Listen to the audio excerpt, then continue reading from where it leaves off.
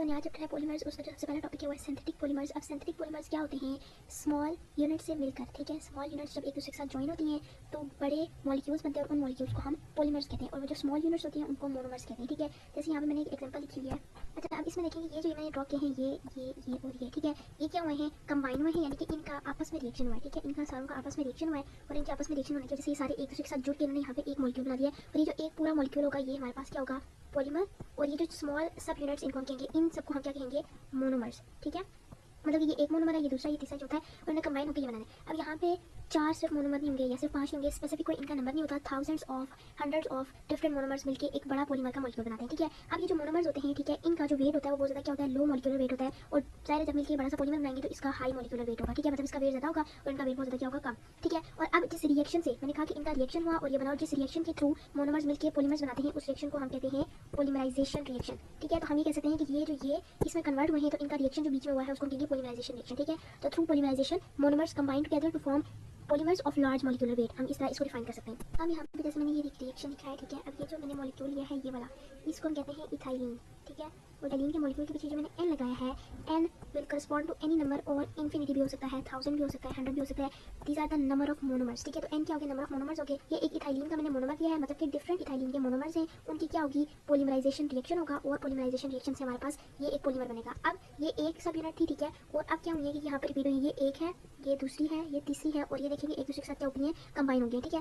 अब सवाल ये बता था कि डबल बॉन्ड जो है ये कहाँ पे गया है, ठीक है। अब ये होता है कि जैसे हमने खाना के कार्बन है तो उसके साइड पे क्या है? 2 हाइड्रोजन लगे हुए, फिर डबल बॉन्ड है और फिर 2 हाइड्रोजन लगे हुए, ये है इस तरह। अब हमने क्योंकि इन इस तरीके की दो को आपस में कंबाइन करना है, अब जब हमने दूसरे मोनोमर के साथ कंबाइन करना है तो क्या होगा कि हम यहाँ पे अगर एक और बॉन्ड बनाएंगे, ये 1 2 3 4 5 बॉन्ड बनेंगे, लेकिन कार्बन कितने बॉन्ड बनाता है? 4। तो इसके लिए हमें इसका ये वाला बॉन्ड खत्म करना पड़ेगा, और फिर हम यहाँ पे दूसरी उसकी सब यूनिट अटैच कर सकेंगे। जब डबल बॉन्ड खत्म करेंगे तभी वो अटैच होगी, ऐसे नहीं अटैच होगी। तो इसलिए यहाँ पे बीच में सिंगल बॉन्ड्स हैं सबके, और साथ दूसरी हमने यूनिट साथ में अटैच कर दिए, और यहाँ पे फर्दर और भी यूनिट अटैच हो सकती है, यहाँ पे फर्दर और भी यूनिट अटैच होती है, ठीक है। तो इस पूरे को हम इस पूरे मोनोमर को क्या कहेंगे? पॉली इथाइलिन कहेंगे, ठीक है, जो कि एक पॉलीमर है।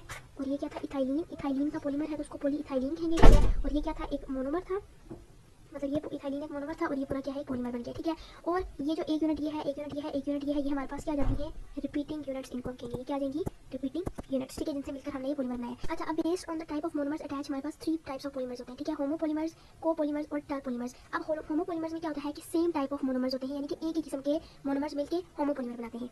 तो एक ही टाइप के मोनोमर मिलकर क्या बनाते हैं? होमोपॉलीमर्स बनाते हैं। इसके एक सिंपल एग्जांपल मैं अगर आपको दूं तो फॉर एग्जांपल ए एक क्या है? मोनोमर है, ठीक है। अब एन मैंने पीछे लगाया क्योंकि नंबर ऑफ मतलब मोनोमर्स हैं ए, ठीक है, यानी कि N is equal to infinity है, जितने मर्जी आपस में ऐड करें, ठीक है। ए यहाँ पे मैंने एक मोनोमर ले लिया। अब ये कंबाइन हुए हैं, सेम मोनोमर्स आपस में कंबाइन हुए हैं और इन्होंने एक पॉलीमर बनाया है, इसको होमोपॉलीमर कहेंगे। क्यों कहेंगे? क्योंकि इसमें एक ही टाइप का मोनोमर मौजूद है, ठीक है। अब नेक्स्ट है कोपॉलीमर। इसमें सिंपल क्या होता है कि 2 टाइप्स ऑफ मोनोमर्स मिलकर कोपॉलीमर्स बनाते हैं, यानी कि ये वो पॉलीमर होता है जिसके अंदर 2 डिफरेंट टाइप्स ऑफ मोनोमर्स होते हैं। इसके एग्जांपल में देखें कि एक ये मैंने मोनोमर दिया है ए, एक ये मैंने मोनोमर दिया है बी, कंबाइन हुए। देखें अब जो पॉलीमर बना है उसमें A B A B A B 2 different types of monomers हैं, तो ये क्या हो जाएगा? कोपॉलीमर हो जाएगा, ठीक है।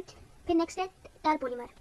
तो नेक्स्ट जो है टर्पॉलीमर, उसमें ये चीज़ होती है कि 3 डिफरेंट टाइप्स ऑफ मोनोमर्स होते हैं, और वो क्या बनाते हैं? मिलकर टर्पॉलीमर बनाते हैं। जैसे मैंने एग्जांपल में कहा कि एक ए है, बी है, सी है, 3 डिफरेंट किस्म के मोनोमर्स हैं। तो अब जो पॉलीमर बना है उस पॉलीमर के अंदर 3 अलग अलग मोनोमर्स हैं, ठीक है, ए बी और सी, फिर ए बी और सी, तो 3 अलग अलग टाइप से मोनोमर्स की, तो ये मिलकर एक जो पॉलीमर बना है उसको कहेंगे टर्पॉलीमर, ठीक है। तो simple on the basis of monomers, homopolymers में एक टाइप ऑफ मोनोमर होते हैं, कोपॉलीमर में 2 टाइप्स के मोनोमर्स होते हैं, और टर्पॉलीमर में 3 टाइप्स के मोनोमर्स होते हैं।